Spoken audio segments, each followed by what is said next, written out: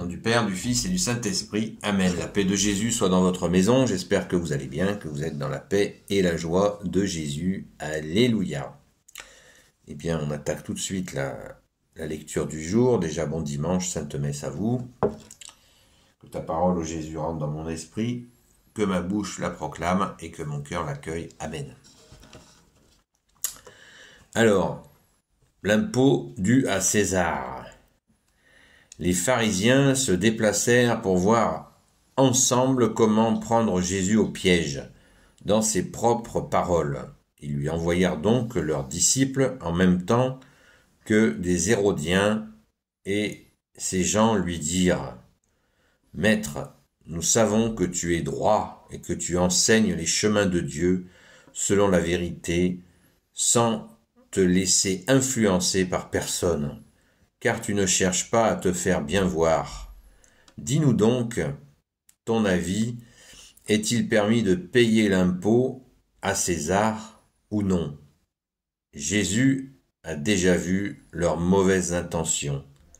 Il leur répond : « Hypocrites, pourquoi essayez-vous de m'avoir ? Faites-moi voir la monnaie qu'on donne pour l'impôt. » Il lui présente un denier. Jésus leur dit : « Cette tête et ce nom qu'on a gravé, de qui sont-ils ? » Ils répondent : « De César. » Alors Jésus leur dit : « Rendez à César ce qui est de César et à Dieu ce qui est de Dieu. » En entendant cela, ils étaient très surpris et laissèrent Jésus et s'en allèrent. Merci Jésus pour ta parole. Alléluia. Eh bien, c'est une parabole, c'est une séquence d'évangile hyper connue, rendez à César ce qui est à César. Le problème, c'est qu'à mon humble avis, c'est à côté.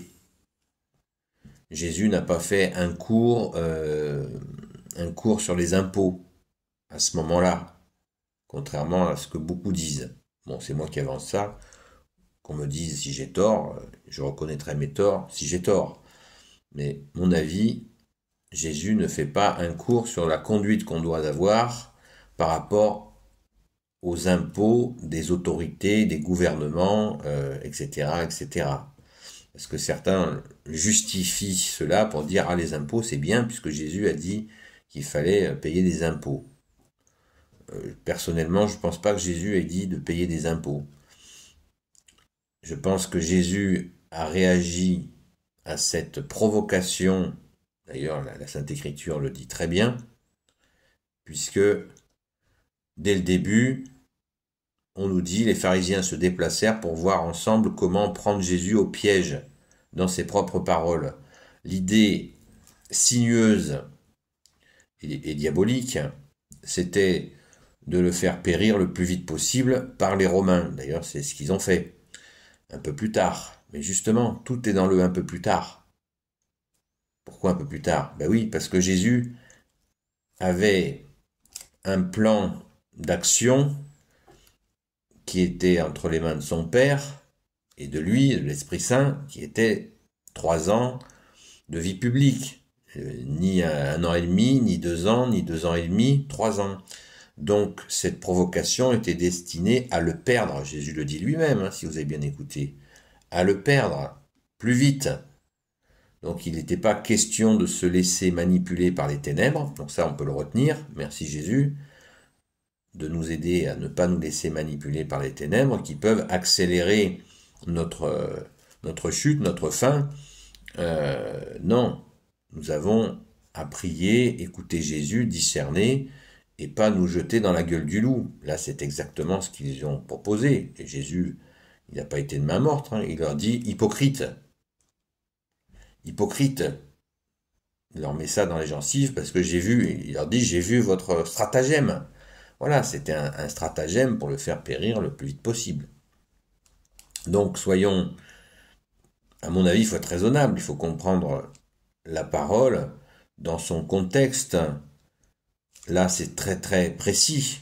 C'est un traquenard. C'est un traquenard. Jésus n'en a pas profité. Jésus leur a fait ce qu'on appelle dans le langage courant la réponse du berger à la bergère. Voilà. rendez à César ce qui est à César et foutez-moi la paix avec vos questions qui sont destinées à me mettre dans les mains des Romains, parce que s'il avait répondu, ben, pour les impôts, les Romains sont les occupants, essayez de payer le moins d'impôts possible, parce qu'à l'époque, les Romains, ils faisaient pas semblant de prélever les gens. Ils les prélevaient en argent, en nature, ils prenaient des récoltes, c'était l'horreur. Les gens étaient pauvres. D'ailleurs, Jésus venait d'une région qui était la Galilée, qui était extrêmement prélevée par les Romains, parce que région agricole, et les légions se servaient. Donc les gens, les habitants dont Jésus vivaient pauvres à cause de cela. Donc Jésus n'a pas fait une réponse sur le bon usage de l'impôt. C'est pas sérieux. Là, il leur a fait la réponse du berger à la bergère, façon de dire, c'est pas vous qui allez décider de mon temps de vie publique. Parce que Jésus avait énormément de choses à accomplir, crescendo. Au début, il se présente comme le Fils de l'homme, et petit à petit, il se présente comme le Fils de Dieu, le seul Messie, le Christ, le oint du Père, le choisi, hein, le Fils qui dit qu'il était là avant Abraham, j'étais, nous dit Jésus. Donc tout est clair, tout est clair. Et d'ailleurs, les mecs qui sont scotchés, à la fin, on nous le dit bien, en entendant cela, ils étaient très surpris, ils laissèrent Jésus et s'en allèrent.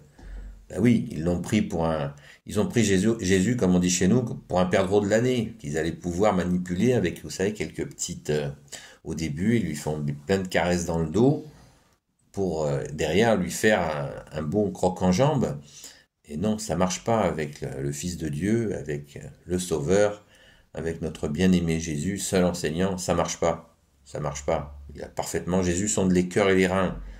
Donc quand il voit des intentions tordues, là il leur dit, hein, il leur dit directement que leur intention est foireuse, et il se débarrasse d'eux sans faire trop monter la tension, parce que c'est pas son heure.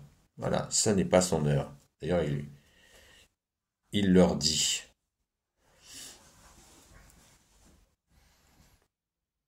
Verset 18. Jésus a déjà vu leurs mauvaises intentions. Il leur répond, hypocrite, pourquoi essayez-vous de m'avoir? Voilà. Je ne sais pas, moi.